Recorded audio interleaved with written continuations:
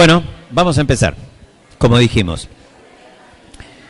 Estábamos trabajando los elementos del texto argumentativo y hasta ahora, fíjense que con cada uno de esos elementos nosotros en realidad tenemos un paso dentro del currículum, ¿no? Es decir, piensen que enseñarles a los chicos a, escúchenme bien esto porque es interesante, enseñarles a los chicos a distinguir un hecho de una opinión ya es tarea para un año. ¿Se entiende lo que digo? ¿Sí? O sea, un hecho es que en Santa Fe hay sequía. Una opinión sobre eso es, bueno, a mí me parece que la sequía es por tal cosa, o a mí me parece que están equivocados los que dicen que no hay, etcétera, etcétera. ¿Me siguen? Eso es como para un año del currículum. Un momentito. Después, enseñarles a los chicos a sustentar una opinión con un argumento, ya es para otro año. No se puede hacer todo esto de golpe, sobre todo si los chicos son chiquitos. Enseñar a producir más de un argumento es otro paso. Enseñar a captarse la benevolencia del público es otro paso. Muy bien. Estábamos en eso, lo de la benevolencia del público. Hagamos lo siguiente, hagamos un pequeño ensayo. Tomemos, por ejemplo, el chiste, ¿no? Que es una manera de captarse la benevolencia del público, ¿no? A ver si podemos hacer este ejercicio rápidamente, porque tenemos muchas cosas que hacer. Porque después de este elemento todavía nos falta otro y después otro. Pero hagamos esto rápido, a ver si se puede. Atención. Yo les cuento un chiste. ¿Sí? La carga del chiste la tomo yo, si quieren. Sobre la base de ese chiste, piensen y escriban a qué opinión podría dar lugar este chiste. O sea, de qué tema está hablando, ¿no? Y qué es lo que está intentando demostrar el chiste. ¿Se entiende lo que digo? Y formúlenlo como una opinión. Y si encima, después de esto, pueden escribir algún argumento que apoye esa opinión, mucho mejor todavía. Muy bien. ¿Qué quieren? ¿Un chiste civilizado o un chiste subido de tono? Bien. Levanten la mano los que quieren un chiste civilizado. Uy, Dios mío. Esto es terrible, Claudia. ¿Cómo vamos a hacer? Bien. Bueno, entonces, les voy a contar un chiste que mucha gente califica como feminista. Aunque hay gente que está en desacuerdo con ese asunto. A ver, vayan pensando, ¿no? Ustedes escuchan el chiste. Después yo les doy 2 o 3 minutos para que planteen una opinión, digamos, ¿de qué podría hablar alguien que ha contado este chiste? ¿Se entiende lo que digo? ¿No? ¿Qué opinión podría sustentar y con qué argumento la podría defender? ¿Me entienden? Y de paso, vayan juntando chistes ustedes. ¿Se entiende lo que digo? Es muy importante esto. Bueno, esto es una familia tipo. Marido, esposa y 2 hijos. El marido llega a casa un día cualquiera de semana, 6 de la tarde, y dice, hola. Hola, mi amor, le dice la mujer.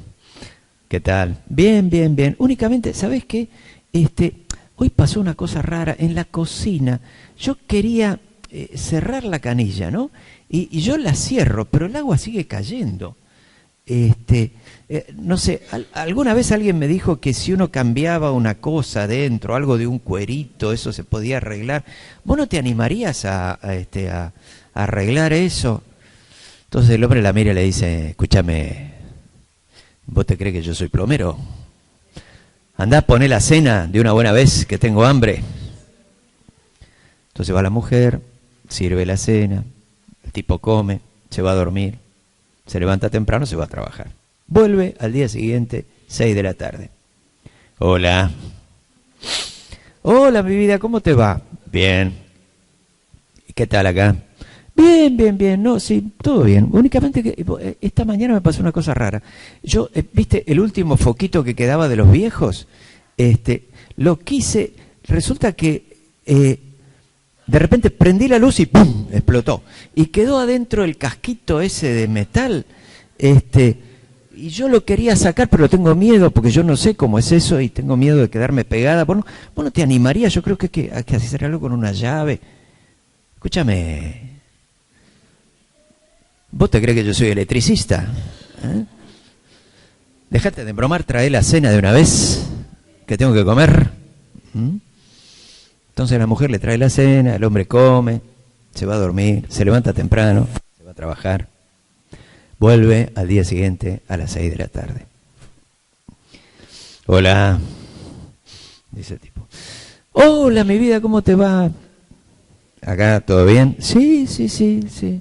Salvo Pablito, que vos sabés que quería salir del baño, ¿no? Y no podía, y porque pasó algo con la falleba de la puerta. Yo no sé, a ver, da vuelta, sí, ¿viste? Que no abre, ¿no? Yo no sé, alguien me dijo algo de un clavo que hay que ponerle, pero yo la verdad que no entiendo nada de eso. ¿Vos no te animarías a qué?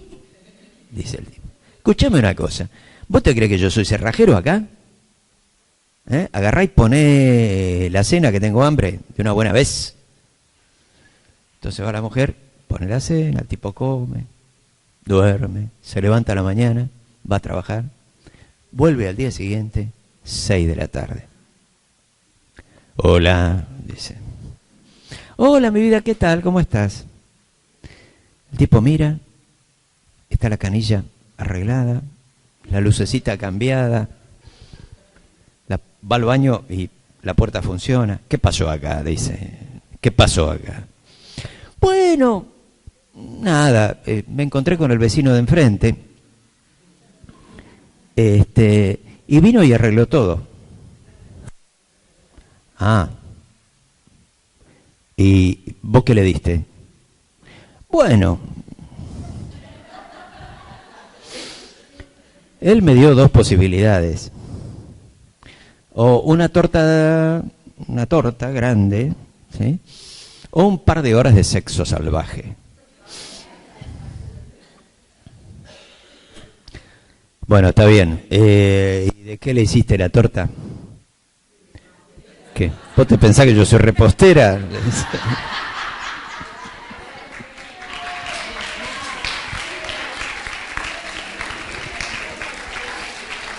Bien. Bueno, ahora piensen. Uno le contó este chiste a un auditorio, ¿no? Supongamos que la mayor parte del auditorio no lo sabe, ¿no? ¿Quién lo sabía de ustedes? Bien, por suerte, una minoría. ¿Eh? Muy bien. Entonces, ahora tómense 3 minutos y escriban una opinión que alguien podría sustentar, o sea, una tesis, que alguien podría sustentar después de haber contado esto. Y encima, si pueden, apóyenla con porque esto y porque aquello y porque lo demás allá. Y todo esto sin música, es una cosa terrible.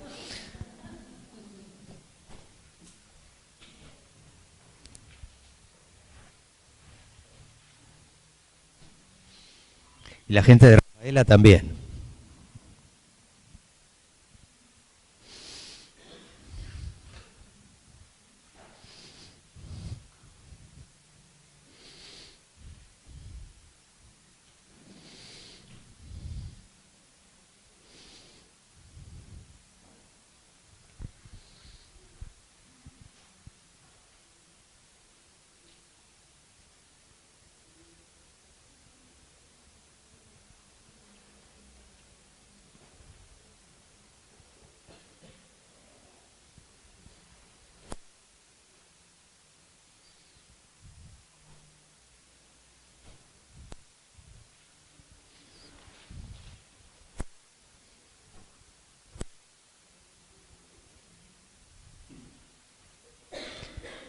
Traten de ser esquemáticos y severos con la cosa, ¿no?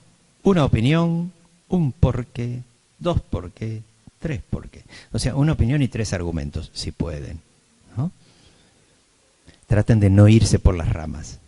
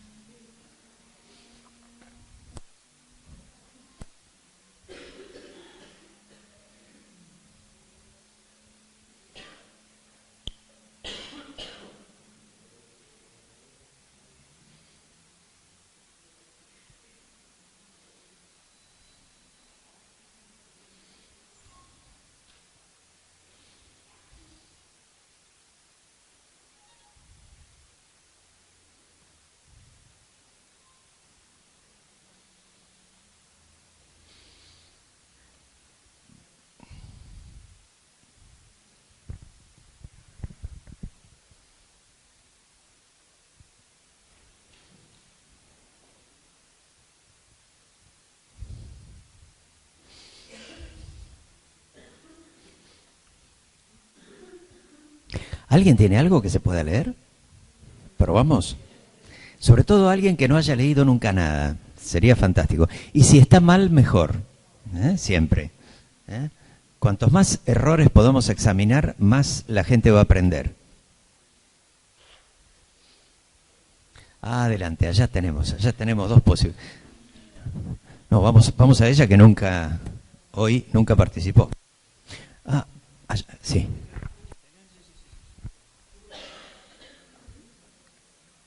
Opino que la esposa quiso darle una lección al marido, porque se cansó de pedirle reiteradas veces que colabore con las tareas del hogar, porque intentó pagarle con la misma moneda para que sintiese lo mismo, y porque sí o sí necesitaba que alguien arreglase esas cosas para continuar viviendo con normalidad. Bueno, tenemos un grave problema. Fíjense bien, una tesis en general, después de que uno contó este chiste, una tesis tiende a hablar no del chiste, ¿se entiende? Sino a postular un principio general, digamos así. ¿Queda claro? A menos que uno sea un crítico literario y entonces hace una tesis sobre qué quiere decir, qué sé yo, Sancho Panza en el Quijote, digamos, ¿no? Pero leamos, a ver, algo que tenga que ver con algo más general. Algo más general. Algo que se refiera no a los personajes del chiste, sino a otras cosas. A pesar de los lugares ganados por la mujer en las últimas décadas, aún no observamos la impronta machista de nuestra sociedad, porque existen miles de... Momentito. Hasta ahí fue la tesis, ¿no es cierto? O sea, todavía nuestra sociedad es machista. Dice quién? Victoria. Dice Victoria. Y ahora viene argumentos. Porque existen miles de situaciones donde se vislumbra la figura de la mujer objeto como representación. Un argumento, ¿no? Lo que digamos, si ella se pusiera a hablar de esto, Victoria, tendría que entonces enumerar todas esas situaciones donde la mujer es tomada como un objeto, ¿no es cierto? Y empezar a dar ejemplos, pero todavía estaríamos en un argumento. ¿Hay alguien que haya escrito más de un argumento, sobre todo que no haya hablado nunca hasta ahora? Bien simple. Dale. Es evidente que en su gran mayoría los hombres no se hacen cargo de las tareas domésticas más simples. Momentito. Esta es la tesis, ¿no es cierto? Noten que es interesante. Esta tesis no tiene nada que ver con el machismo, por ejemplo, qué sé yo. O sí, pero indirectamente. Uno también podría sacar de este cuento tesis que no tienen nada que ver ni con la mujer, ni con el hombre, ni con el machismo, ni con el feminismo, ni con nada. ¿No es cierto? Por ejemplo... La realidad. Digamos, por ejemplo, una tesis acerca de que, no sé, la sexualidad, digamos, es la actividad humana que más, digamos, pone en cuestión o en tela de juicio lo que nuestros roles dentro de la vida. ¿no? O sea, yéndose de la conexión directa con el cuento. ¿Se entiende? Por ejemplo, ¿no? También uno podría contar este chiste en una convención de vendedores de lamparitas o de electricistas o de lo que fuere, ¿no es cierto? Sí.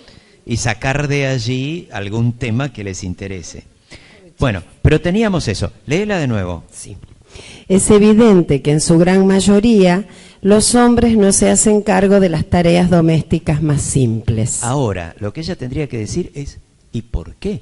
¿Por qué es evidente que los hombres no se hacen cargo de eso? A ver. Porque consideran que es más cómodo llamar a un especialista, porque el partido de fútbol está por empezar, porque ya para problemas están los del trabajo. Eso es... El primero, ¿cuál era? A ver, perdón. Porque consideran que es más cómodo llamar a un especialista. Ok, eso es un argumento. El segundo era... Porque el partido de fútbol está por comenzar. No, eso es citar una excusa que suele darse. Ajá. O sea, porque prefieren el entretenimiento, como si fueran niños todavía, a hacerse cargo como hombres de los problemas de la familia. Hay que llevar esto a un plano general, ¿entienden? Sí, El discurso argumentativo es abstracto. ¿Mm? ¿Sí? Y el tercero, ¿cómo era? Sí, creo que también. No, pero no Segundo, importa, porque pero ya para problemas están los del trabajo. Lo mismo que el segundo. Porque el hombre toma al hogar como un simple descanso de su trabajo, digamos así. ¿No es cierto? Bien, pero está bien. Yo lo que quiero que todo el mundo se dé cuenta es de, digamos, el nivel de conexión lógica que tiene que haber y el nivel de generalidad, ¿sí? En un discurso argumentativo. Muy bien, paremos acá, porque tenemos mucho que hacer. Falta un elemento todavía. Un discurso argumentativo que se ganó al público, que le presentó una tesis aceptable, que encima la apoyó con argumentos, señoras y señores, todavía no sirve para nada. Le falta algo muy importante. No, un texto argumentativo no tiene por qué tener ninguna conclusión teórica, para nada. Uno no hace una argumentación para ponerle un moño después. Uno tiene que conseguir que la gente haga algo. Si no, el discurso argumentativo no tiene valor. Entonces, falta un elemento muy importante, que es el pedido, la invitación, el pedido al auditorio.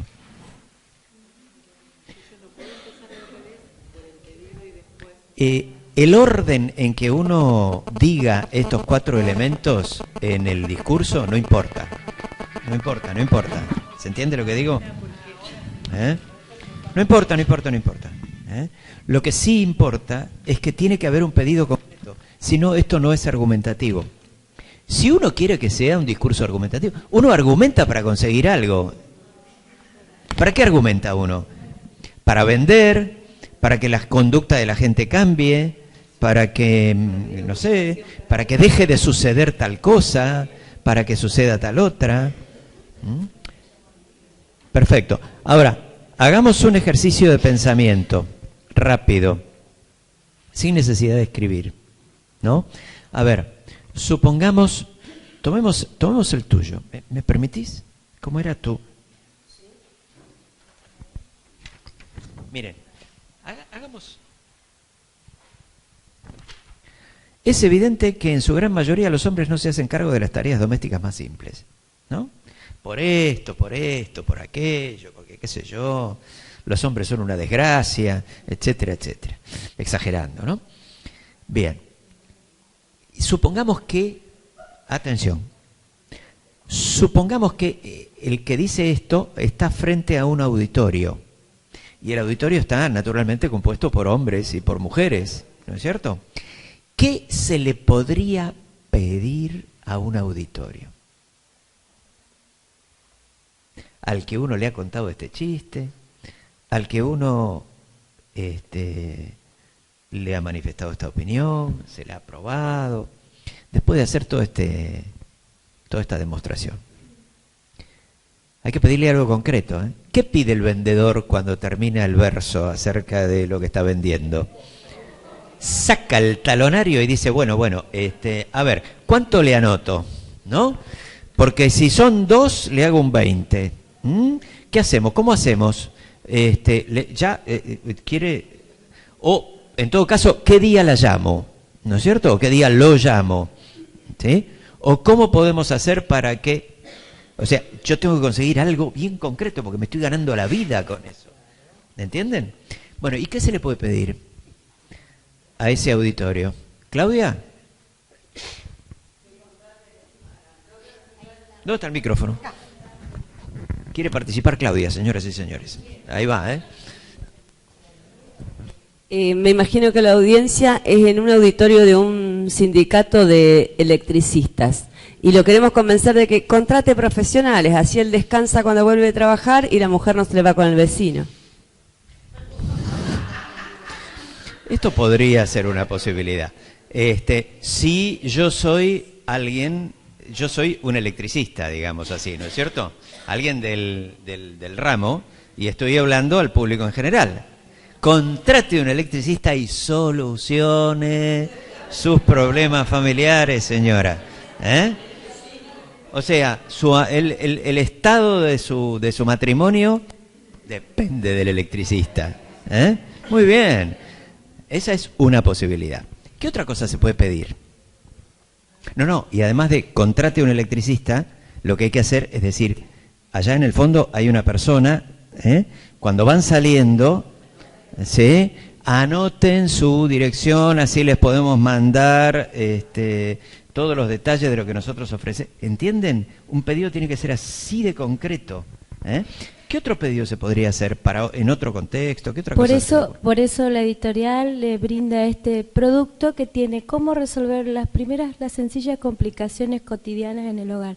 Los cueritos, cambiar el foco. O sea, uno pela el libro. Exacto. Acá ¿no es está. cierto? Y además en la contratapa cuenta con el CD para que lo pueda ver por eso, la con un CD, con un DVD. Sí, el DVD, con los pasos a seguir. Muy bien. Para Muy bien. agilizar el aprendizaje. Momentito.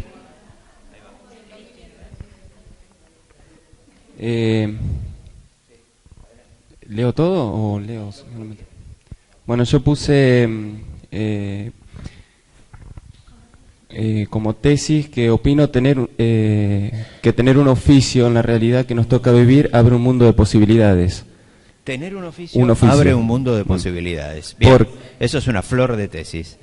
O sea, no hay por qué ser abogado. O sea, si uno es plomero, no solamente se llena de oro, sino que además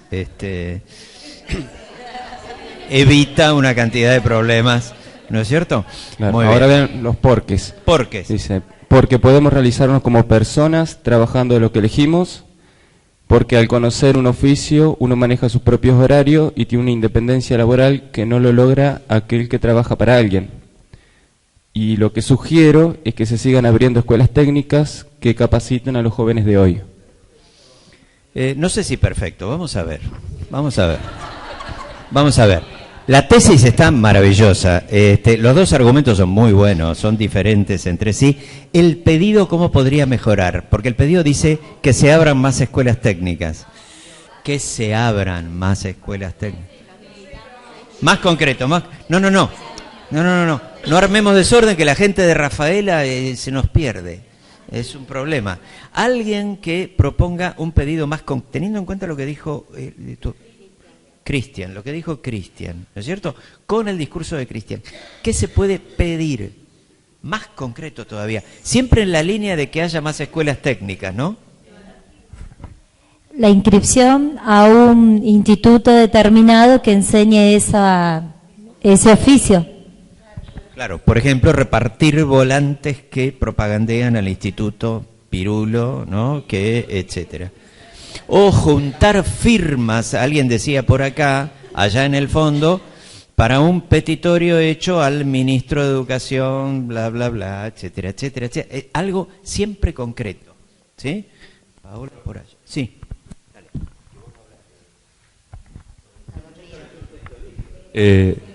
Depende el lugar donde se está desarrollando la reunión. Si fuese una campaña política, yo les diría, vótenme, que voy a abrir 10 escuelas de oficio. Bueno. Una pregunta. Adelante. Pero si el objetivo final de este texto argumentativo es simplemente la toma de conciencia de participar activamente de las tareas, ¿cómo puedo concretizar eso, no? Claro. Los invito a que tomen el compromiso de realizar junto a la familia, o sea, está muy... Sí. Supongamos, a ver, no todos los discursos argumentativos pueden tener un pedido así de concreto. Supongamos que en vez de argumentar, de tener esta tesis, nosotros tenemos la tesis siguiente. Por mal que nos encontremos, la vida siempre tiene sentido. ¿No es cierto? Supongamos. A ver, ¿qué le voy a pedir yo a la gente? ¿Que junte firmas para que ponga plata? No tiene mucho sentido esto. Pero tengo que encontrar un pedido que sea igual muy concreto. A ver, todas las mañanas, pónganse el despertador, ¿sí? A una hora cómoda, a las 8, a las 9. Levántense y después de hacer lo más urgente, siéntense y piensen. Y háganse la siguiente pregunta. Por ejemplo, ¿cómo le puedo dar sentido a este día? No importa mañana, hoy. ¿Se entiende? O sea, proponerle a la gente un ejercicio bien concretito, ¿entienden? Bien concreto. Inclusive en los temas más teóricos. Siempre se puede hacer un pedido. Bien. Y tenemos otro paso más. ¿Se fijaron cómo vamos juntando, no? La captación de la benevolencia, ahora el pedido, y falta un último paso. ¿Qué es lo que habría que enseñar en cuarto año, quinto de la escuela secundaria? ¿Tenemos profesores acá de cuarto, quinto año de la escuela secundaria? Bien. En los últimos años de la escuela secundaria, inclusive tercer año, tenemos que enseñarles a los chicos, porque suponemos que tenemos que sacar un producto solvente al mercado, al mundo, digamos así, ¿no? Alguien lingüísticamente solvente en el terreno argumentativo. Falta algo muy importante. No solamente hay que saber argumentar, también hay que saber pelearse. Hay que saber, frente al discurso argumentativo del otro, desarmarlo y demostrar que está equivocado, ¿no? Rebatir y encima decir lo que pensamos nosotros, ¿no? Estos son 3 jornadas más, si quieren, Pero digamos algo aunque sea elemental. ¿Por qué estoy diciendo esto? Escúchenme, ¿por qué estoy diciendo esto? Porque no nos olvidemos que estamos trabajando planificación. Entonces yo estoy intentando con este ejercicio hacer una experiencia de cómo armar un proceso de muchos años, ¿entienden? Para lograrlo. Bien. Les digo, me veo obligado por el tiempo, malamente, a decirles cómo se hace este paso, pero sin ejercicio. ¿Puede ser? Sí, que se podían pelear acá adelante. A ver, hagamos esto.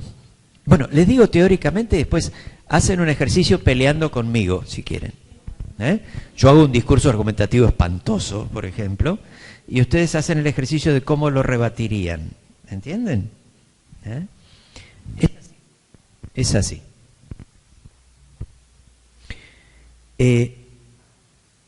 Lo primero que tenemos que hacer, cuando hemos escuchado a alguien que argumenta algo contra lo cual nosotros estamos, o sea, no lo admitimos y estamos en contra, lo primero que hay que hacer, en vez de bueno, ante todo, no pegarle, digamos, ¿no? Se trata justamente de defenderse con palabras, ¿no? Y atacar con palabras. En segundo lugar, lo primero que hay que hacer es repetir muy claramente la tesis del otro. ¿Entienden? Claro. Uno escucha al otro, por ejemplo, que despotrica contra los políticos porque son todos unos ladrones, hay que matarlos a todos, hay que fusilar gente en Plaza de Mayo, en este país si no corre sangre nada se arregla, etcétera. ¿Qué escuchamos? Toda una serie de cuestiones. Lo primero que tenemos que hacer es escuchar muy bien y recoger lo que dice el otro y formulárselo. Entonces lo que usted quiere decir es que los problemas políticos del país deberían solucionarse de alguna manera a través de una acción violenta. Lo que va a hacer nuestro interlocutor es, por supuesto, amigarse con nosotros, que es lo que estamos siempre persiguiendo. En el discurso argumentativo nosotros tenemos que amigarnos con el oyente. En este caso para después pasarle por encima, ¿no? Pero lo primero que decimos, esto es lo que hacía Sócrates en los diálogos. Hay un pedacito de un diálogo de Sócrates en las tareas para la próxima vez. Van a ver, leer a Sócrates es infinitamente más fácil que leer a la gente que habla de Sócrates. Pasa con todos los grandes esto. Son mucho más fáciles de lo que se piensa. Entonces, primero uno repite la tesis del contrario, bien clarita. Segundo, uno le pregunta al contrario, ¿y por qué? Para que el tipo despliegue. ¿Y por qué le parece que se necesita una solución violenta? ¿No? Y ahí pueden pasar varias cosas. O el otro está borracho, está descoordinado, no domina su pensamiento y no logra decir ningún argumento. O el otro sí dice argumentos, en el mejor de los casos. El siguiente paso es tomar los argumentos del otro y demostrarle al otro que no son verdad. Los argumentos del otro. ¿Entienden? No la tesis. Pues si uno ataca la tesis, uno se pega contra una pared. No hay manera de decirle, vos decís que sí, pero yo te digo que no. Y no tiene salida esto. ¿Me siguen? Sobre todo si uno está enfrente de un público. Destruidos los argumentos del contrario, lo que se hace es enunciar la tesis propia. Por supuesto, todo esto es muy difícil si el otro recurre a la violencia, si el otro no nos deja hablar, si el otro tiene una barra que nos impide hablar, si el otro tiene un conjunto de gente que lo aplaude automáticamente, etcétera, etcétera. Pero eso no nos impide responderle de alguna manera cuando podamos. Pero la respuesta es esa. Supongamos, yo digo, hay que reinstalar el castigo corporal en las escuelas. Sí, señor. ¿Y por qué? No, una vez al año no, sistemáticamente. ¿Y por qué hay que reinstalar el castigo corporal en las escuelas? ¿Por qué? ¿Saben por qué? Porque nuestra sociedad se ha vuelto permisiva, sin valores y sin normas. Segundo lugar, porque se aprende a partir del cuerpo. Y solamente con algo corporal la gente puede de alguna manera aprender. Por lo tanto, el castigo tiene que ser corporal. Y como si esto fuera poco, en tercer lugar, ahí me falta un argumento, tengo que pensarlo rápidamente. Ahí está. No, eso que ya lo dije. Porque casi la totalidad de los grandes pensadores de la edad moderna, de la edad media y de la edad antigua son gente que ha sido educada con castigo corporal en la escuela. Aristóteles, Newton, Santo Tomás de Aquino, eran gente que iba a la escuela y le pegaban si no sabía. Así que, señores, hay que reinstalar el castigo corporal y así todos seremos felices. ¿Cómo me rebaten esto? Acá lo fácil es que yo ya les dije la tesis, claramente. No se necesita decirme la tesis, ¿no es cierto? ¿Tomaron nota de los argumentos? Primero, a ver si recuerdo bien. El primero, nuestra sociedad es anómica y permisiva, por lo tanto, castigo corporal. Segundo, el aprendizaje se hace a través del cuerpo, por lo tanto, el castigo tiene que ser corporal. Nada de amonestaciones ni de esas cosas. Tercero, los grandes hombres del pasado han tenido castigo corporal en la escuela. A ver, ¿cómo se puede rebatir? Se puede rebatir perfectamente, cada uno de los tres argumentos. ¿Alguien podría rebatir alguno?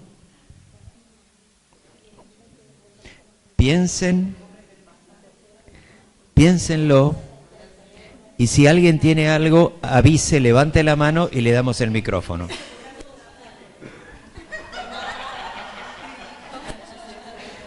Allá Bettina dijo que como están todos de acuerdo,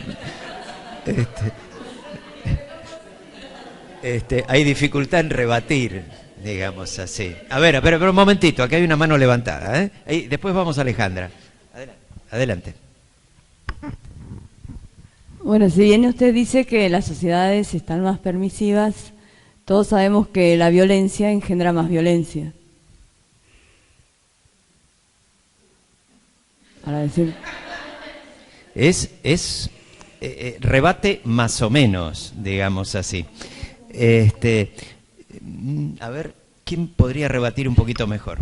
Que la violencia engendra violencia no va directo a que la sociedad está sin normas, ¿no? Tendrían que rebatirme que nuestra sociedad no tiene normas y está permisiva. A ver, o rebatir cualquiera de los otros dos. Se puede, ¿eh? No es imposible. Adelante.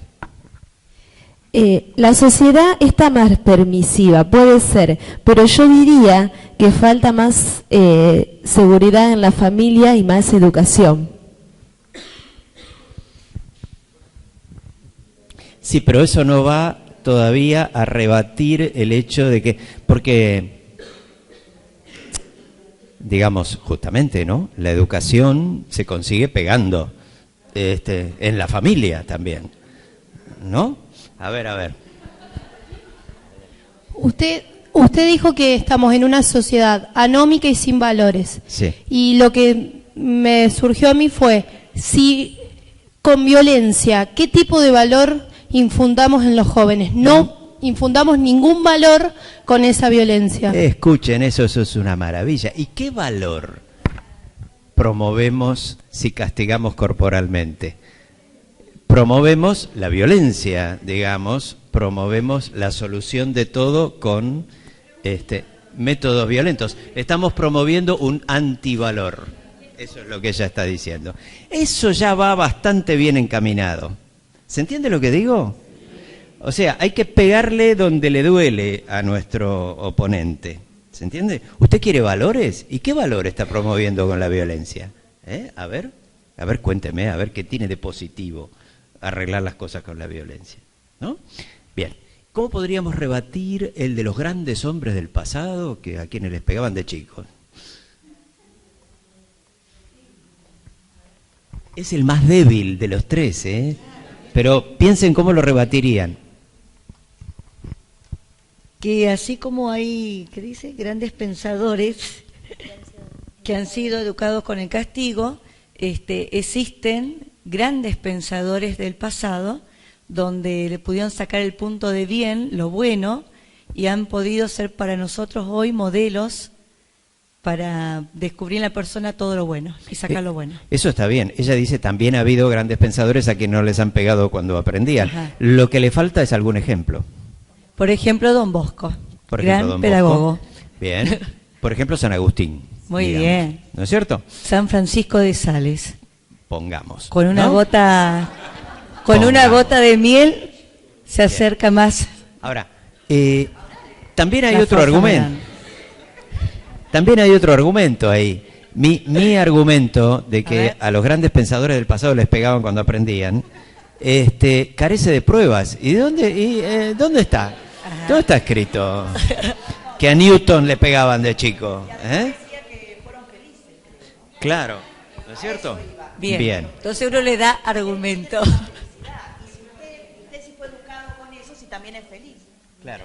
Bien, ¿y cómo rebatimos? Impresionante, Alejandra. Y me olvidé de cuál es el argumento que falta. Que el castigo corporal debe ser aplicado porque todo aprendizaje viene a través del cuerpo. ¿Cómo lo rebatirían? Alguien que lo rebata, ¿eh? Sí, la cosa no es murmurar.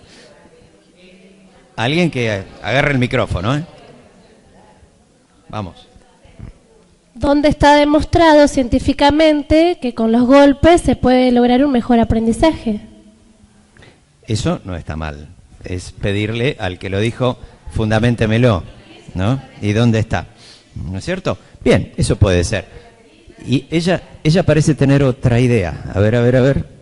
Vayamos por tercera vez a este sector de la sala. Dale.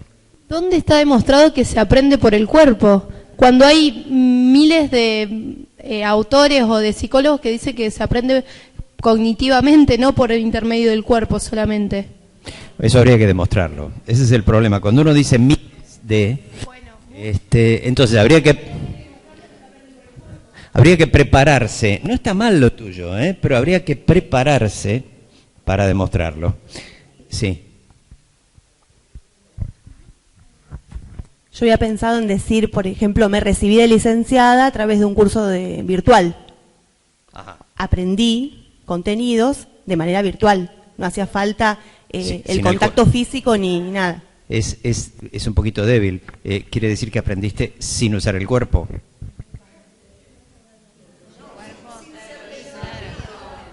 Es un problema. Hay que armar toda una conexión, ¿se entiende?, entre lo que estamos diciendo y lo que dijo el otro, ¿no? Digamos, a mí nunca me pegaron en la computadora, por ejemplo, ¿no? ¿Qué sé yo? No había un shock eléctrico cada vez que yo marcaba mal, digamos así, ¿no? Muy bien. Bueno, con esto terminamos nuestro experimento. Noten ustedes la progresión. Me imagino que todo el mundo la tiene anotada. No necesito yo repasar esta cuestión. Bien, entonces, elevemos esto a principio general. Porque, ¿qué es lo que estamos intentando hacer? Estamos intentando ver cómo se planifica si el centro de nuestra enseñanza no es la gramática, sino el aprendizaje de la comunicación, ¿no? Bien. Por el momento sabemos que... A ver, ¿dónde estaba esto?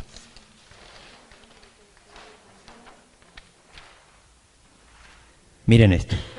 Sabemos que para este tipo de textos que tenemos acá, y que yo estoy señalando con el dedo, que es el argumentativo, existe la posibilidad de armar una progresión. ¿Cómo es la progresión? No, pero ahora elevemos esto a, digamos, a un principio abstracto, digamos así. ¿Por qué? Tendríamos que poder armar una progresión equivalente con todos los demás tipos textuales. ¿Se entiende lo que estoy diciendo? Bien. Entonces, fíjense que la progresión va en dos sentidos, o de dos formas se hace la progresión. O bien, incorporando gradualmente recursos, ¿no? Primero la tesis, después incorporo los argumentos, después incorporo la captación de la benevolencia del público. ¿Se entiende lo que digo? O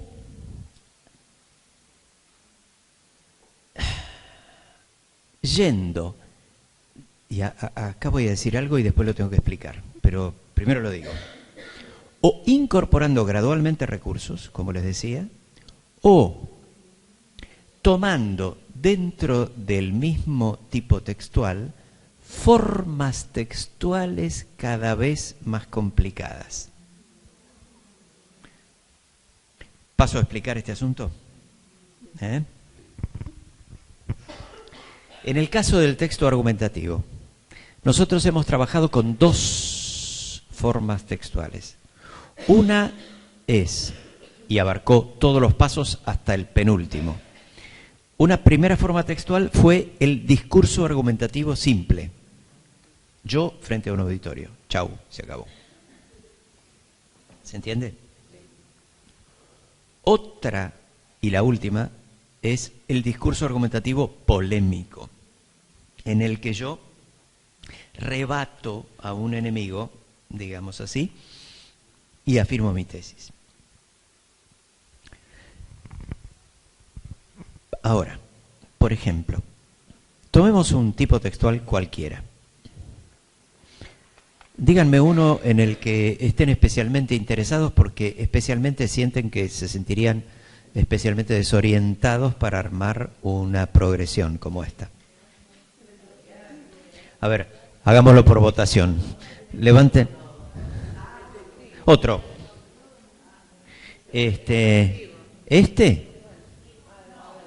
No. Levanten la mano los que preferirían. Elijan uno, digamos, donde les apriete el zapato, digamos, ¿no? Que no sea sencillo. ¿Sí? Hay gente que... No, pero levanten bien la mano los que quisieran este. Bien. Narrativa no ficcional. Descripción. El texto expositivo. El texto instructivo. Hay más votaciones por el lado del teatro. Lamento. Vamos a tomar el teatro. Muy bien. ¿Qué tenemos en el campo del teatro? Hagamos una especie de inventario, sin tomar decisiones todavía. Dentro del teatro tenemos posibilidades. Tenemos estas dos posibilidades. O ir incorporando recursos gradualmente, como habíamos dicho, o ir pasando de formas textuales más simples a formas textuales más complejas o más interesantes, o más difíciles de hacer. ¿Estamos bien? Muy bien. Por el lado de los recursos, lo que tenemos que tener en claro, y ese es un problema si nosotros nunca hemos actuado, nunca hemos hecho teatro, lo que tenemos que tener en claro es qué recursos se trabajan en el teatro. ¿Sí? Los recursos principales son la postura, la voz, el movimiento, y se acabó. Son los tres grandes, ¿no es cierto? La posición de uno, lo que uno dice, la manera de hablar, la elocución y el modo de moverse. Y si ustedes quieren, y hay otro, claro, la escritura de un texto teatral también, ¿no es cierto? Ese es otro recurso. Claro, en el texto se indica lo que hay que decir y lo que hay que hacer.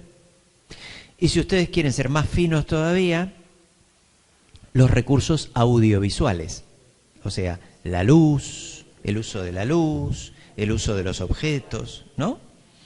El uso de la ropa. ¿Queda claro esto?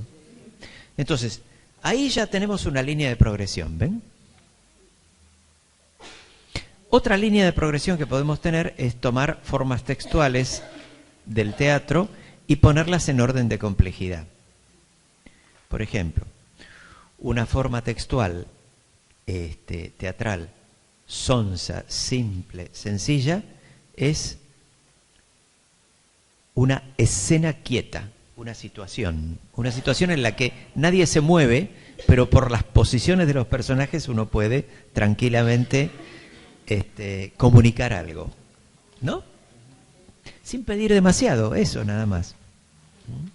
Si quieren una más primitiva todavía, una forma textual teatral, es el movimiento a partir de música o de luz. que es una cosa que se puede hacer, e incluso eso es muy factible en el jardín. Entonces, movimiento a partir de música, escena quieta, ¿no? Otra forma textual es una escena en movimiento. Simplemente una escena, no una obra de teatro, una escena. Algo pasa. ¿Sí?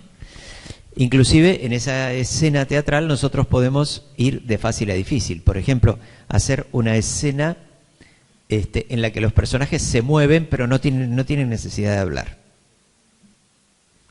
Después, hacer otra escena, a lo mejor el año siguiente o a lo mejor dentro de 6 meses, en la que los personajes hablan pero nadie los ve, se ponen allá al fondo y todos los escuchamos y imaginamos a partir de lo que oímos, para que no tenga la inhibición del movimiento, digamos. Justamente. Después podemos hacer la escena, pero con los dos elementos, con el sonoro y con el del movimiento. ¿Me voy explicando? Una vez que uno hizo una escena, uno puede hacer una pequeña obra con 2 escenas. Por ejemplo, en la primera, un problema. En la segunda, otra vez el problema, pero se soluciona. ¿No? Después uno puede hacer una obra de teatro clásica en 3 actos, aunque los actos duren 2 minutos cada uno. No importa. ¿Se entiende lo que estoy diciendo? Entonces uno va complejizando. Con la gente grande, yo he hecho, incluso uno puede introducir la cuestión de, y acá viene una cuestión propiamente teatral, donde uno ya maneja el recurso de la reacción del público, que es lo más difícil. Hacer teatro para que la gente se ría, o hacer teatro para que la gente se quede seria. A ver cómo lo consiguen. ¿Se entiende lo que digo? Esto con gente de 3er año, gente de 4º, gente de 5º, se trabaja muy bien. Más todavía, se puede inclusive trabajar la distinción entre drama, tragedia y comedia. ¿No? En la comedia se presenta una situación de tal manera que la gente se ría. Si la gente no se ríe, perdimos como en la guerra, ¿no? O sea que hay que pensarla muy bien y trabajar los recursos del humor, cómo se hace para que se rían. Para que se rían, no porque es mi compañero Juan Pirulo, que ahora está haciendo de barrendero, sino para que se rían auténticamente por lo que pasa ahí delante. ¿Se entiende? El drama es para que la gente se quede pensando. Y hasta los chicos son capaces de hacer tragedias. Para hacer una tragedia, lo que hay que enseñarles es a que se plantee un conflicto que no tiene solución y que va a terminar mal, y ya se sabe desde el principio que va a terminar mal, y jugarlo ahí en el escenario. Funciona. ¿Se dan cuenta de lo que hemos hecho? Yo les he ofrecido recién un escalonamiento. Si han tomado nota, tienen la posibilidad de, con esto, tener para esta forma textual un recorrido. ¿Sí? Paro aquí y me fijo en el reloj, a ver cómo estamos. ¿Cómo estamos? 12:10. A ver.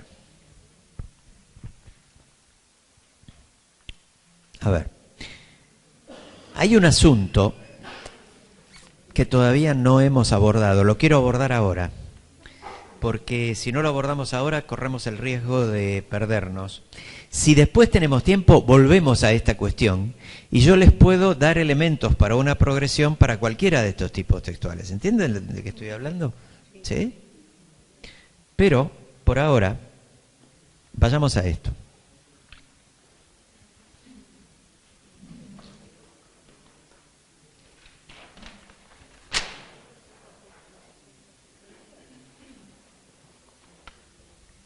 ¿Cómo se hace ahora, concretamente, sobre la base de todo esto que hemos trabajado, cómo se hace para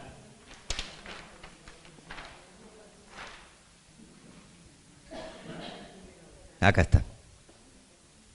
¿Cómo se hace para hacer una planificación? Estoy hablando de una planificación anual. ¿Cómo sería una planificación que fuera consecuente con lo que estamos haciendo?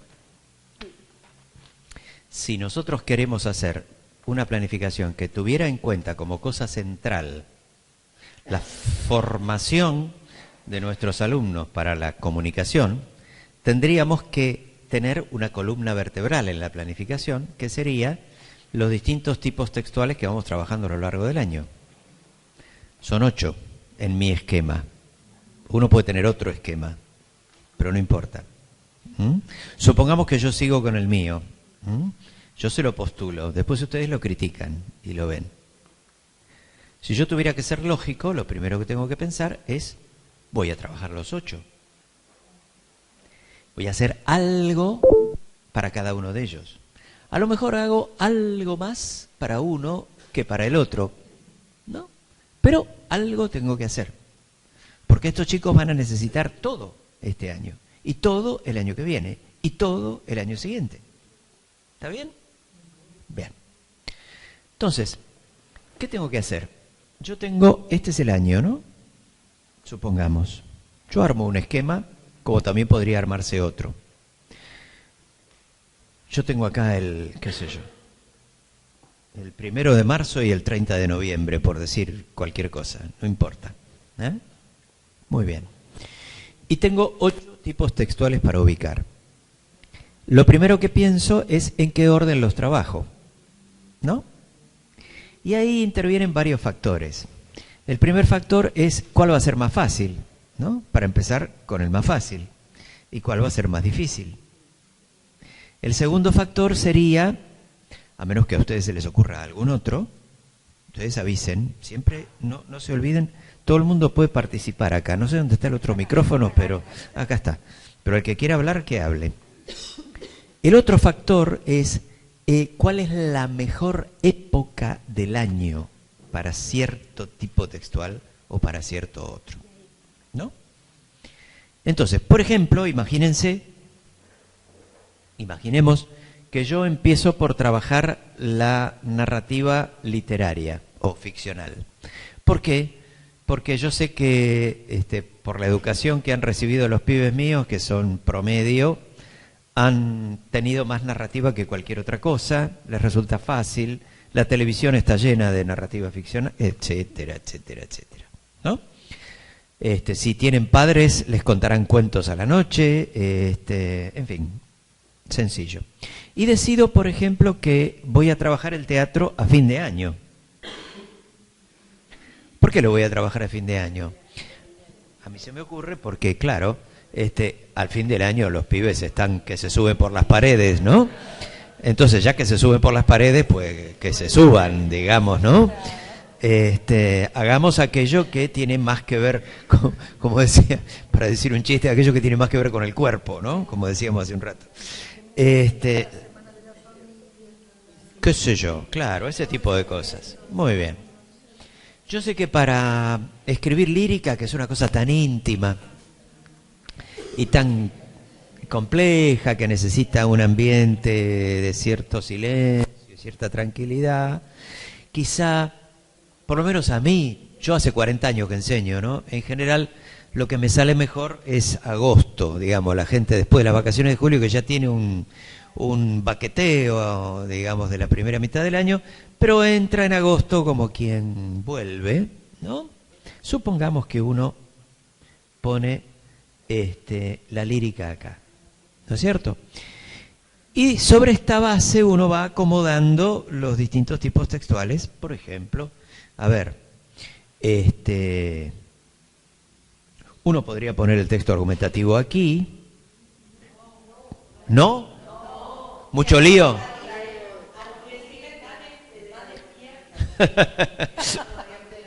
Bien. Entonces saquémoslo, si ustedes me dicen esto, no se pongan así tampoco. ¿Sí? Supongamos que acá trabajamos la argumentación. Muy bien. La gente tiene que estar bastante lúcida para el texto expositivo, digo, ¿no? Entonces quizá podamos trabajar la descripción y el texto expositivo acá, quizá. O el texto expositivo aquí. ¿no? Y la descripción aquí, que es más fácil para terminar la primera parte del año, ¿no es cierto? Y nos quedan por ubicar, a ver, que nos quede el texto instructivo, que puede ser perfectamente por acá, ¿no es cierto? Que es sencillito. Y la narrativa no ficcional, ¿no? Que es cómo narrar cosas que han sucedido realmente, ¿no? Bien, fantástico. Entonces, lo primero que uno hace es ubicar esto. Y si uno sabe bien de qué se trata, si uno tiene bien definidos estos tipos textuales, entonces poder trabajarlos con el libro de texto, sin el libro de texto, con cualquier material. Uno buscará. Ahí vamos al inconveniente que alguien mencionaba al principio de qué hago con toda la varaunda de cosas, porque a mí me gustaría, porque me sugieren tal cosa, porque el ministerio, o porque el colegio, o porque la directora, o porque qué sé yo. ¿Sí? Muy bien. Sobre la base de este esquema que contempla una necesidad, las necesidades de comunicación de los chicos, entonces yo elijo los textos, ¿sí? Y puedo defender la elección que hice. ¿Por qué la puedo defender? Porque no los estoy eligiendo porque me gusta o porque, qué sé yo, digamos, o porque tal cosa me da alergia, sino porque los chicos lo necesitan. Muy bien. Hecho esto, esto es un lío, pero voy a intentar. A ver, hecho esto, yo sé que por otro lado, cada vez que yo intente la producción de un texto, se entiende que producción de un texto, esto es muy importante, producción de un texto, trabajo con un tipo textual, puede ser, como hicimos hoy, escritura o emisión oral, pero también podría ser lectura. ¿Se entiende lo que digo? Porque leer algo, bueno, siempre tendría que ser una lectura que implicase un trabajo de pensamiento sobre lo que uno leyó, ¿no es cierto? Bien. Dicho esto, cada vez que yo trabaje un tipo textual, la gente va a tener problemas. Recién había gente que me venía a preguntar a mí, a verificar ciertas cuestiones que tenían que ver con el uso de los tiempos verbales. Famoso asunto del uso de los tiempos verbales. Yo se lo puse muy a propósito, justamente porque el uso de los tiempos verbales es algo que nosotros en general no sabemos. Y no lo sabemos porque nadie nos lo enseñó cuando éramos pibes. Todos nos enseñaron la conjugación de memoria, pero no para qué se usa tal cosa, o para qué se usa tal otra, o cuándo hay que elegir este o hay que elegir aquel. ¿Ok? Entonces, nosotros tenemos una cantidad de habilidades que hay que enseñarle a la gente, ¿no? Muy bien. Entonces, ¿cuáles son esas habilidades? Se dividen en dos campos. Tenemos la gramática por un lado, tenemos la ortografía por el otro. La ortografía tiene a su vez niveles, digamos así, o aspectos. La ortografía tiene un primer escalón que es, miren ustedes lo que les voy a postular, ¿no? O sea, si yo escribo ahí en el rotafolio, yo tengo que escribir de tal manera que todo el mundo pueda entender lo que escribí, sin necesidad de leerlo. Por lo tanto, todos los alumnos tienen que poder conseguir eso, aunque tengan mala ortografía, que por lo menos se entienda lo que escriben. Un segundo nivel que yo postularía es, curiosamente, la puntuación. Aunque los chicos escriban vaca con B larga, si saben poner punto y poner coma y escribir un diálogo como la gente, por lo menos se entenderá lo que escriben, porque además tienen buena letra por la legibilidad, ¿no? Legibilidad y puntuación por lo menos permiten entender. De hecho, cuando Cervantes escribió El Quijote, había tan poca gente que escribía que la ortografía era sumamente variable. Yo he visto el acta de nacimiento de Cervantes, la guardan en Alcalá de Henares, donde seguramente el cura o el escribiente escribió Cervantes y está con B larga, ¿no?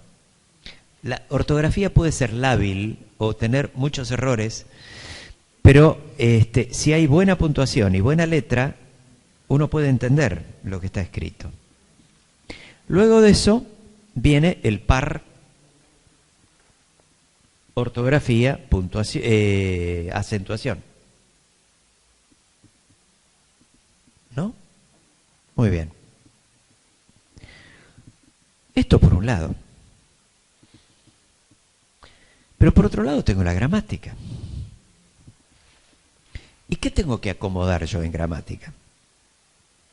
Acá en gramática, en general, tradicionalmente, lo que se entiende que abarca la gramática es la gramática oracional, ¿no?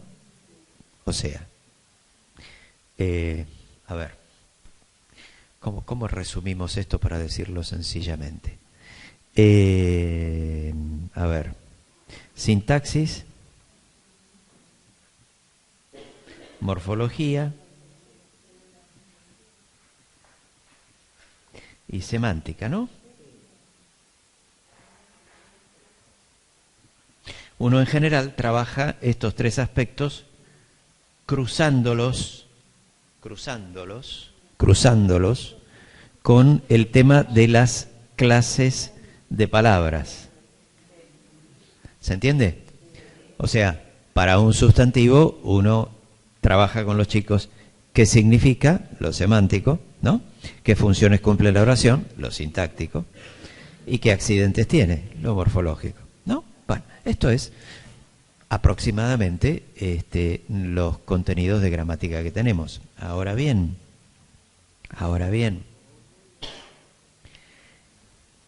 yo dejé un montón de espacio en blanco porque hay cosas sumamente importantes para trabajar y que en general no están bien sistematizadas y tampoco bien comprendidas por muchos docentes, que son los conceptos que tienen que ver con la gramática textual. Yo voy a hacer una lista de esto, simplemente para que tomen nota y para que después, si quieren, me pidan, yo les puedo aclarar cosas, ¿me entienden? Pero quiero decírselo para que tengan una... A ver, esto que yo sistematizo acá es algo que está más allá de todos los planes oficiales, de todos los programas y de todas las reformas y más reformas. Nada de todo esto se puede evitar, digamos así, ¿no? Textualmente, en la gramática textual, la gente tendría que poder saber qué es un texto y cuáles son sus características, ¿no? La coherencia, la cohesión, las formas de cohesión, qué significa coherencia, etcétera, ¿no? Entonces, el texto nos lleva, por un lado, a características del texto, que serían la coherencia, la cohesión. Yo hago abreviaturas, pero ustedes discúlpenme porque no tengo espacio, ¿no? Que un texto sea coherente no es cualquier cosa. Que un texto sea coherente requiere estudiar qué es una macroestructura, qué es una superestructura, cuáles superestructuras hay, qué superestructuras tiene cada uno de los tipos textuales, etcétera, etcétera, etcétera, etcétera. Estas son cosas que mucha gente no sabe. Por otro lado, esto lleva a estudiar los tipos textuales. Y para cada tipo textual, ¿cuáles son las formas textuales en que ese tipo textual se da en la realidad? ¿No? O sea, el que estudia los textos argumentativos en algún momento se tiene que encontrar con la publicidad, con la propaganda, con los alegatos de los abogados, ¿no? Con la nota editorial, con la carta de lectores, etcétera, etcétera, etcétera. Muy bien. Fantástico. Esto en cuanto al texto en sí mismo, ¿no? Ahora,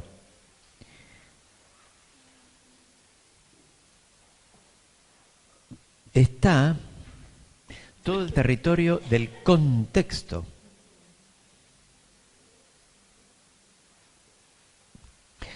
Un texto no se entiende si no se analiza en qué contexto el texto se da.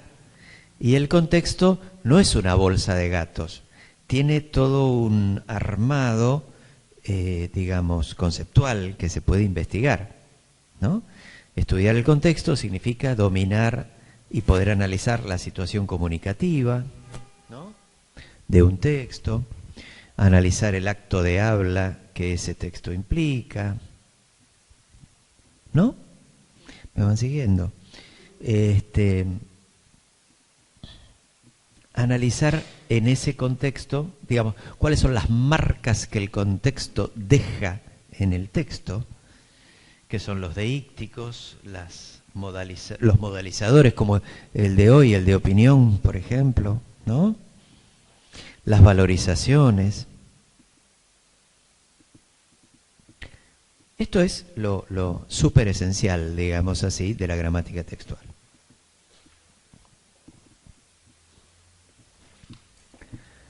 El terrible, horrible problema que tenemos nosotros es ¿qué hacemos con todo esto?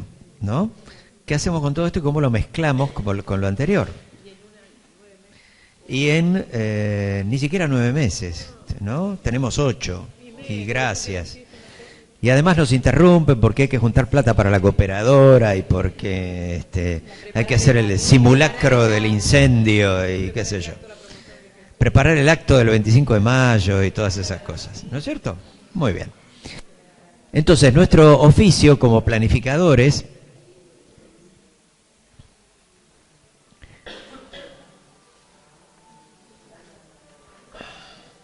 volvamos acá. Volvamos acá y miremos la hora de vuelta, a ver cómo estamos. Yo miro, ¿va? Y media. Tenemos media hora. Vamos a esto. Tomemos Vamos a tomar los contenidos de gramática y los contenidos de ortografía y vamos a tratar de colocarlos ahí en algún lugar razonable. ¿Qué les parece?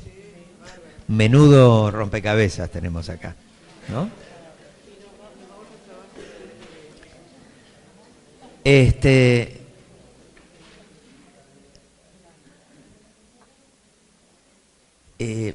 Tengamos en cuenta que lo que hagamos ahora, ¿sí?, no es una receta, ¿se entiende?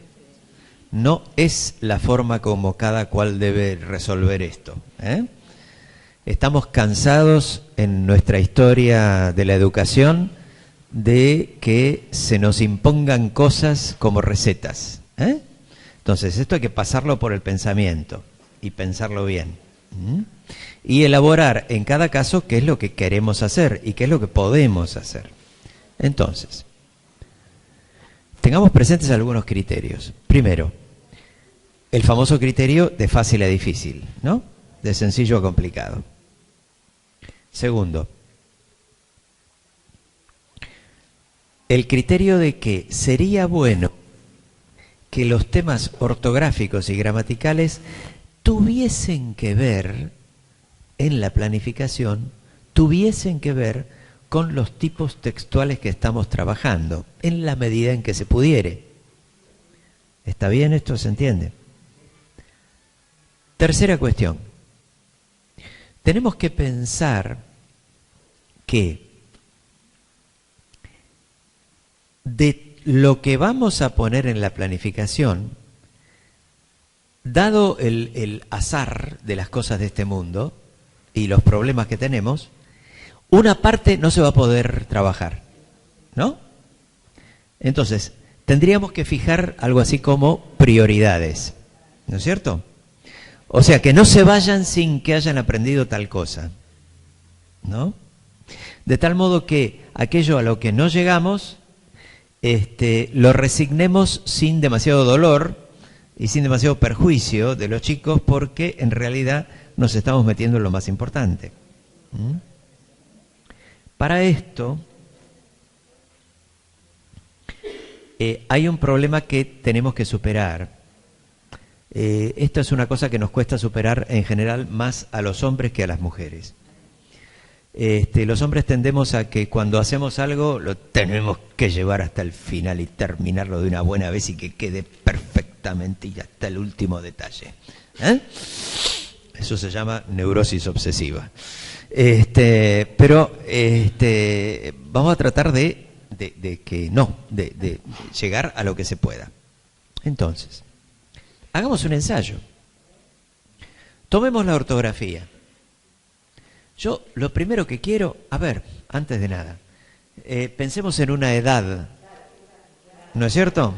Para no volvernos locos, ¿qué les parece? Un nivel. Levanten la mano las personas que trabajan en el primario. Uy, Dios. Levanten la mano las personas que trabajan en el secundario. Bien. Entonces, tomemos un nivel que esté ahí, en la frontera. ¿No es cierto? Séptimo, primer año. Lamento, colega, porque vos trabajas con gente grande, ¿no? De primero a quinto, bueno. ¿Quién trabaja con quinto año? Bien. ¿Cuarto? ¿Tercero? ¿Gente de 15? Vos. Y vos también, claro. Segundo año con gente de 14 años. De segundo año, ¿quién trabaja? ¿Con gente de 13? Ajá. Bien. ¿Y el resto primario? Bueno. Con adultos. Bueno. Tomemos un nivel, como chicos de 13 años, supongamos. Chicos que están en primer año, vamos a decir. ¿Sí? Muy bien, fantástico. Y supongamos que caemos como en paracaídas, o sea, la peor de las situaciones. O sea, no tenemos un colega del año pasado que nos diga, ¿sabés qué? Hice tal cosa, no hice tal otra, etcétera, ¿no? Y tomemos el terreno de la ortografía, ¿no? Lo primero que tendríamos que asegurar es que la gente escriba de tal modo que se le entienda. Se supone que un chico de primer año ya lo tendría que tener conseguido, pero habría que hacer la prueba, ¿no? Y muchas veces no. ¿No es cierto? Bien. Yo, de hecho, doy clase en segundo año, y en segundo año todavía les escribo el alfabeto, les enseño a escribir en cursiva. Es terrible. Bien. Entonces, si ponemos la ortografía de este lado y la gramática de este, digamos que acá correspondería trabajar la legibilidad.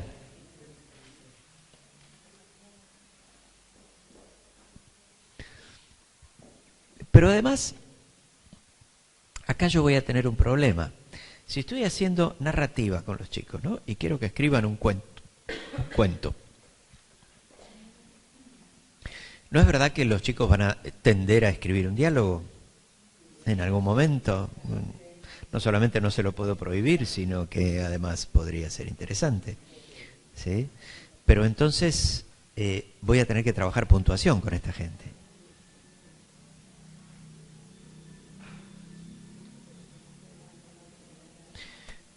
Noten que en este esquema que estamos hablando, dibujando acá, nosotros no optamos por hacer un plan del estilo unidades. Unidad 1, tal cosa. Unidad 2, tal otra. Unidad 3, tal otra. Porque ese esquema implica que cuando pase a la unidad 2, la unidad 1 está completa, ¿no? ¿Se entiende? Ya está. Como decimos nosotros en nuestro lenguaje espantoso, ya la di. O sea, ya se la tiré, ¿no? ¿Sí? Sino que estamos haciendo un esquema más libre, en el sentido de que Vamos pasando de un punto a otro de la red según vemos la urgencia. ¿Estamos en claro con respecto a esto?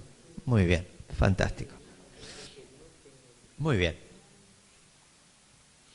¿Qué es más fácil de trabajar? ¿La acentuación o la ortografía? La ortografía. La acentuación es más fácil. ¿Por qué? Porque es deductiva, digamos así, ¿no? Tiene reglas generales, ¿no? Sí, tiene reglas generales. Y las excepciones que tiene también son limitadas y codificadas, digamos así. Así que uno podría pensar en dejar la acentuación para más adelante, ¿no?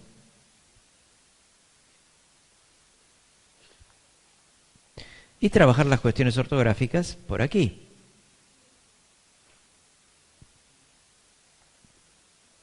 Cuando uno hace esto en una planificación, incurre rápidamente en dos problemas. Uno dice, la ortografía la voy a trabajar más adelante. Entonces el pibe le entrega un cuento donde dice vaca con B larga, digamos así. Y uno se vuelve loco, ¿no? Etcétera, etcétera, etcétera. Bien, eso introduce un problema que tiene que ver con la evaluación y que vamos a trabajar la última vez que nos veamos.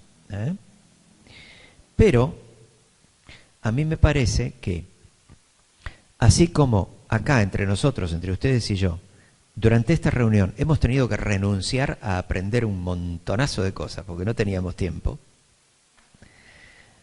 y hemos tenido que ceñirnos a unas cuantas y sobre todo despertar ganas de saber más. Así nos va a pasar con los chicos, ¿no? Bien. Por otro lado, gramática. ¿Con qué empezamos? ¿Con la gramática de la oración o con la gramática del texto? ¿No? Es una cuestión problemática esa, es problemática.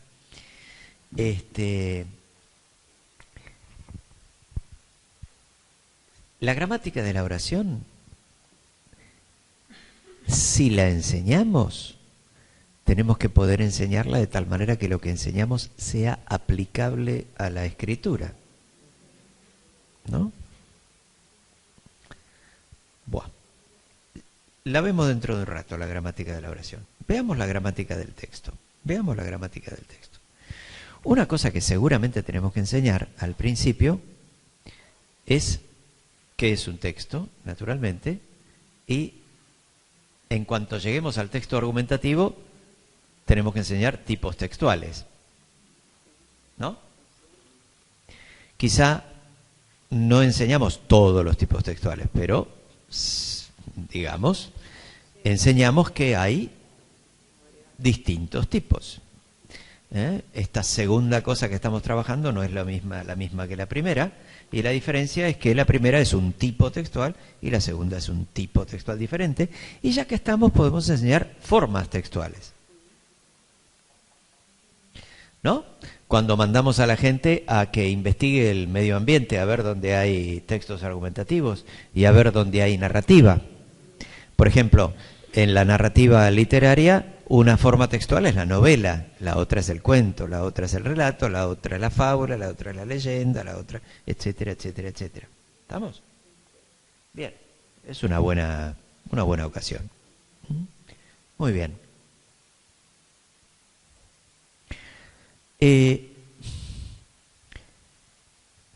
Coherencia, ¿no? O sea, que un texto hable todo él acerca de un tema. Estoy definiendo coherencia, ¿no? Coherencia se define por las siguientes características. Que todo el texto hable de un mismo tema, que no se vaya del territorio de un tema. Segundo, que el texto esté internamente dividido, digamos así, en subtemas. Que esos subtemas estén ordenados, perdón, voy del lado de ustedes así, ordenados, de forma que el primero facilite comprender el segundo, que el segundo facilite comprender el tercero, y así. Eso se llama progresión temática. ¿Estamos? Muy bien.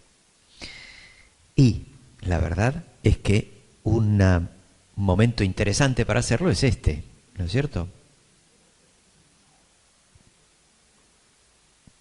Porque estamos trabajando los textos expositivos e inclusive los textos descriptivos, ¿no?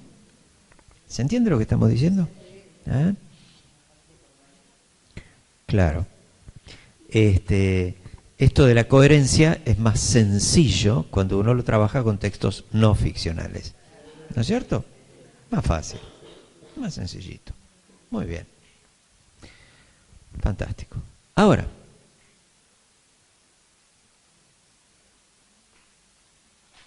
¿cuándo trabajaría uno la cohesión? Digamos así, ¿no? La cohesión es una serie de enlaces. Yo digo esto porque tengo miedo por ahí de que no estén bien definidos estos términos para ustedes. Cohesión es una serie de enlaces que hay adentro de un texto, entre puntos del texto, ¿sí? Esos enlaces, que son siempre enlaces binarios de A2, sirven para que el lector se dé cuenta de que el texto es coherente, ¿no? Cuando uno dice, por ejemplo, ayer me compré un par de zapatillas, ¿no? Son de suela alta y blandita. Y elide el sujeto, ¿no? Uno crea un vacío que liga la segunda oración con la primera. Ese es un caso de cohesión, ¿no? Eso es elipsis, ¿no es cierto? Muy bien.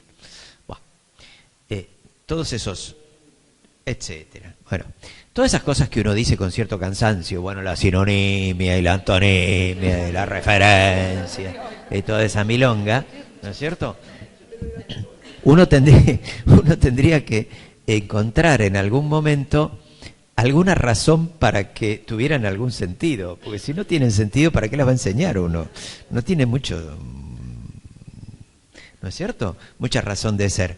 Quizá las formas de cohesión pudiéramos volver a encontrarlas acá, ¿no es cierto?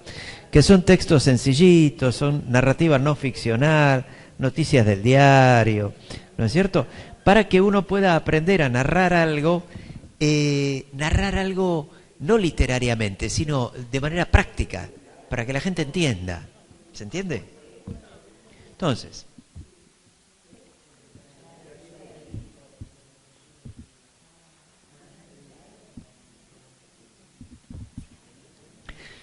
¿me entienden el espíritu con que estamos haciendo esto? El espíritu es encontrar, ¿y dónde funcionaría mejor esto? De tal manera que tenga una conexión con la satisfacción de necesidades de comunicación, ¿no? ¿Y qué hacemos con el trabajo con el contexto?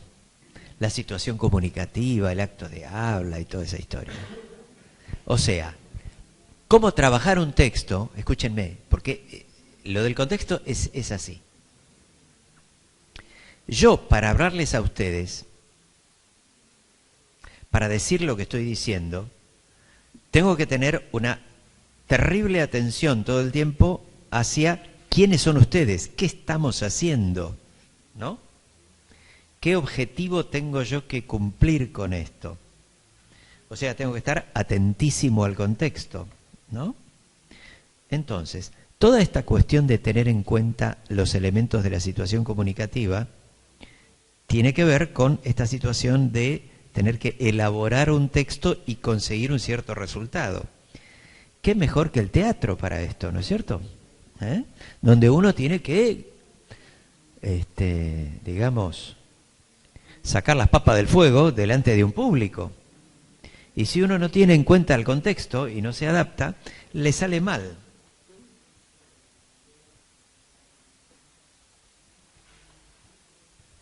Cuando yo digo qué mejor que, no significa que esta sea la única solución, ¿entienden? Estoy tratando con ustedes de aplicar ciertos criterios a la planificación. Bien. En cuanto a las clases de palabras, si uno quiere tomar como eje las clases de palabras, ¿no? En vez de hacer análisis sintáctico porque sí, ir haciendo análisis sintáctico a medida que va trabajando clases de palabras, por ejemplo, ¿no? La clase de palabras clásica acá es el verbo, ¿no? En cambio, en lírica es mucho más importante el sustantivo y el adjetivo, ¿no es cierto? Digamos adjetivo, si uno quiere.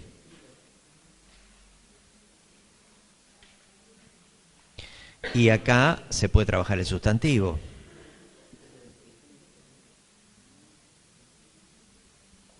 ¿Se entiende lo que digo? ¿Mm?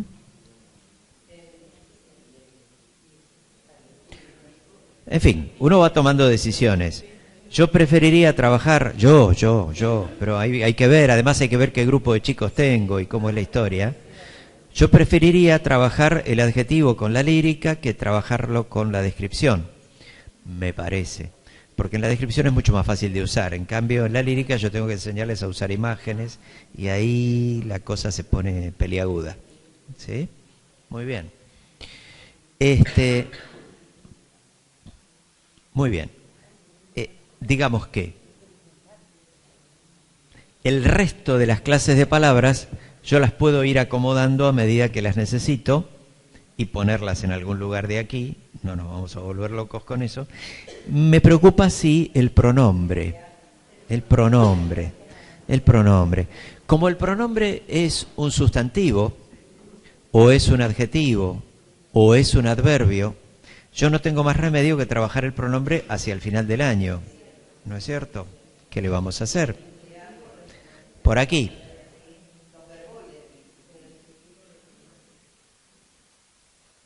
Y con el instructivo uno puede trabajar el infinitivo, ¿no? Puede trabajar los verboides. Aprovechando que los textos instructivos son sencillitos, no tienen mucha complejidad. ¿Eh? Bien. Entonces, ¿qué sucede? Sucede que durante el año aplicaron la emergencia sanitaria en el colegio y hay un mes sin clase, ¿no? Por ejemplo. O sucede que me encargaron preparar la fiesta de no sé qué. O sucede no sé qué. ¿No es cierto? Muy bien. Entonces, a medida que van sucediendo esas cosas, yo tengo que dar de baja cuestiones que he puesto, sacrificar, cuestiones que he puesto en la planificación. ¿Sí? Como la planificación está hecha de esta forma, no en el sentido de termino la primera unidad, voy a la segunda, voy a la tercera, hice la primera, decimos nosotros en nuestro vocabulario, ¿no? Ya liquidé la segunda y voy a la tercera, como si fuera asunto nuestro, digamos, ¿no? Como la cosa está armada de esta forma, uno puede pensar a medida que va pasando el año e ir tachando, revalorizando, volviendo, retomando, etcétera. ¿Sí? Entonces, la planificación se convierte más bien en una especie de red, ¿no? Donde los elementos están conectados entre sí. Yo quería trabajar el sustantivo acá, pero acá me cayó la, qué sé yo, la inspección de no sé qué, la cooperadora de no sé cuánto y no sé qué, y a lo mejor lo tengo que cambiar y lo tengo que relacionar con otra cosa, porque no tengo más remedio, porque la vida es así. ¿Eh? Bien. A ver. Estamos terminando, nos quedan 9 minutos, señoras y señores. Bueno. Volvamos. Esto era algo que habíamos dicho que había que hacer, ¿no? Ahora miremos un ratito, pensemos, a ver si les hemos dado respuesta a algunas de estas cuestiones. La diferencia entre el plan y la realidad, ¿no? Tiene que ver con lo que decíamos recién. la posibilidad de armar una planificación diagramada de tal manera que pueda ser reacomodada según la dinámica nuestra, donde los temas puedan ser relacionados de manera distinta a como estaba planificada, de acuerdo con la realidad. Realidad,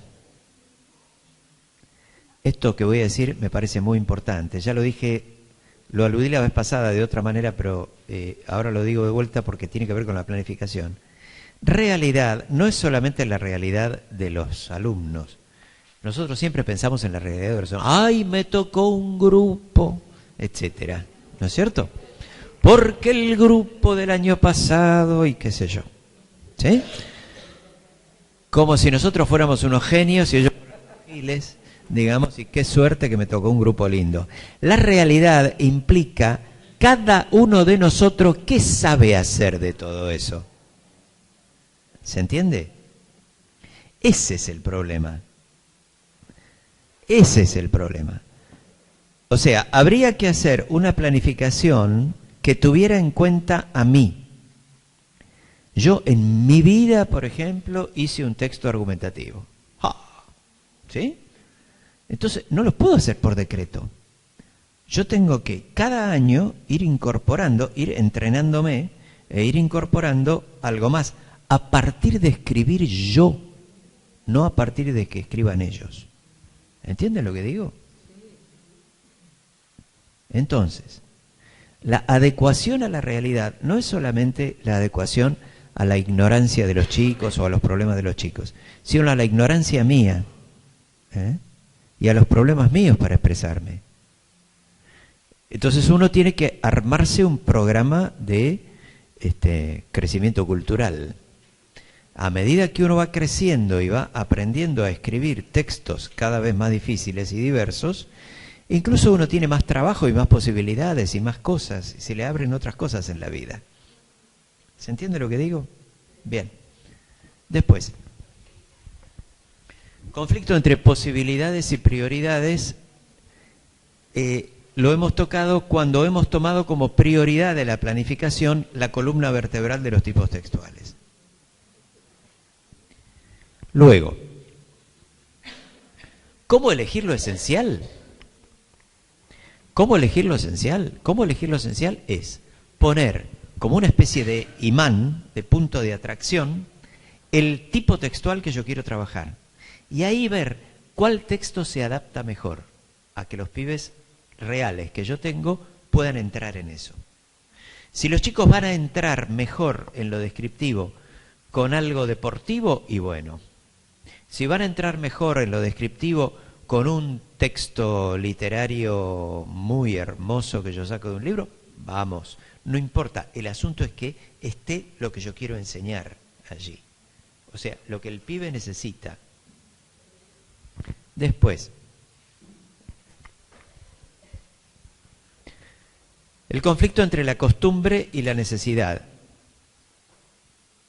Ahora que lo miro, no me acuerdo a qué nos referíamos cuando decíamos costumbre.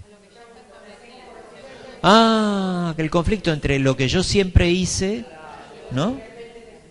Y lo que realmente la gente necesita. Este conflicto se arregla en general por compromiso, por transacción. Nunca se arregla a través de una revolución. O sea, si yo toda la vida hice siempre lo mismo, ¿qué es lo que nos suele pasar a nosotros? Nosotros siempre tenemos un programa dentro de la cabeza y vamos ahí, che, es abril, toca tal cosa. Funcionamos bastante así. De hecho, hay chistes acerca del conservadurismo de la escuela, que son muy, muy característicos. El tipo que vuelve al pueblo 30 años más tarde, ¿no? Che, ¿y dónde está el banco? Ah, no, ahora hicieron un edificio allá afuera, ¿no? De 30 pisos, ¿no? Che, qué bárbaro, ¿no? ¿Y dónde está, qué sé yo, esto y aquello? ¿Y la escuela? Ah, no, está ahí la misma de siempre, ¿no? Somos muy conservadores. Habría que proponerse cada año, por placer, por crecimiento de uno, cambiar una parte e ir a pensar en lo que los chicos necesitan. Y a medida que tenemos éxito, ir cambiándola por completo. La adaptación a la diversidad de los chicos se soluciona si nosotros procedemos de lo simple a lo complejo. Hay pibes que se quedan en lo más simple y pibes que evolucionan hacia lo más complejo. Es muy complicado esto, es un problema psicológico, de psicología grupal, cómo se agarra al tipo que está todo el tiempo levantando la mano, hablando antes que los demás, quitándole la palabra a todo el mundo, haciéndonos la vida imposible porque hace todo y no deja que nadie haga nada, etcétera.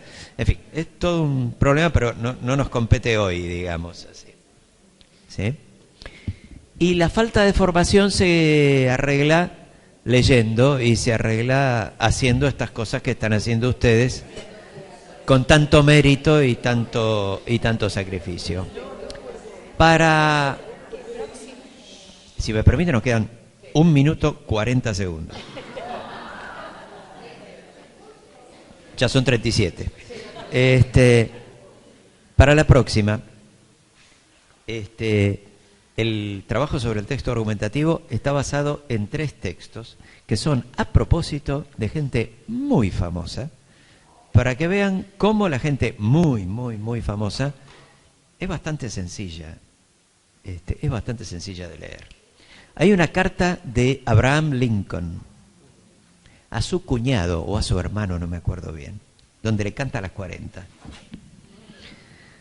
Hay un discurso que dijo Pericles de Atenas delante de los cadáveres de los soldados muertos en una batalla al resto de la gente. Hay que bancarse a los ciudadanos atenienses en el momento del velorio. Y hay un trozo de Platón que en realidad narra un diálogo de Sócrates con sus amigos. Está muy a propósito eso, para que se familiaricen, les pierdan el miedo y vean que son gente mucho más accesible de lo que uno cree. Bueno, muchísimas gracias por su atención. Que tengan unos buenos días. Perdón, antes de que nos vayamos, ¿cuál es la fecha próxima? 12 de octubre.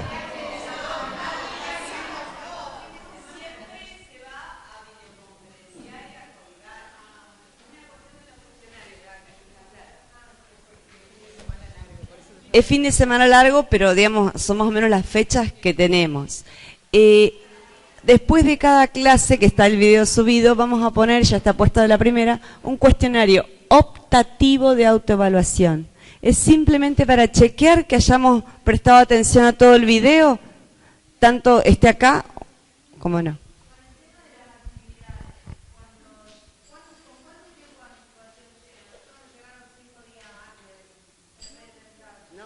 No, las fechas sobre entrega de las actividades las vamos a coordinar con Claudia y ella se las va a comunicar.